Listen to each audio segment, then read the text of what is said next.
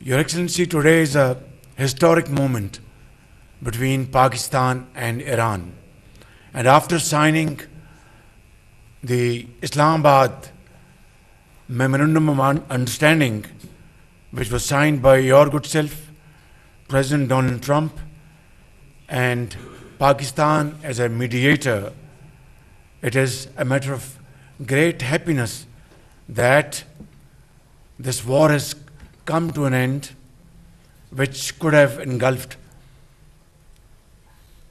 the entire region and beyond.